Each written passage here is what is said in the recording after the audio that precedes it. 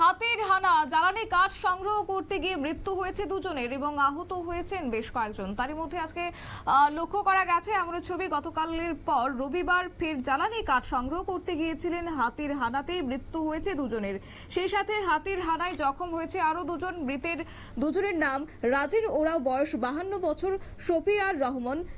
জানা গেছে এদিন সকালে ক্রান্তি ব্লকের রাজাডাঙ্গা গ্রাম পঞ্চায়েতের 16খড়িয়া ফালছোড়া বিচ 2 সংলগ্ন এলাকায় আনন্দপুর চা বাগানের খাল লাইনের বাসিন্দা রাজেন ওরাও জঙ্গলের ভেতরে যায় জ্বালানি কাঠ সংগ্রহ করতে এবং তারপরে ঘটল বিপত্তি। কি রয়েছে বক্তব্য শুনুন। ঠিক আছে, এখানে ফরেস্টে, আমাদের ফরেস্টে একদম বাবনটারি এলাকার কাছাকাছি উনি একটু জঙ্গলে গেছে একটু লাকড়ি নেওয়ার জন্য, যাওয়ার পরে আসে হাতে দৌড়ে এসে ধরে পেয়েছে। দুজনকে একজন পা ভাঙছে, একজনের হাত ভাঙছে। আর তাদের বাড়ি কোথায়? ওটা কি মহিলা ছিল? দুইজন? ওই দুজন মহিলা। আর একজনের মৃত্যু? একজন মৃত্যু।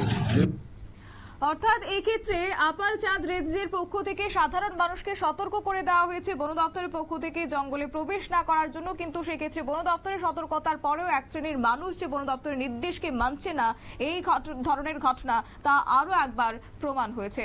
নিয়ে নিচ্ছি ছোট্ট একটি বিজ্ঞাপন বিরতি, সঙ্গে থাকুন।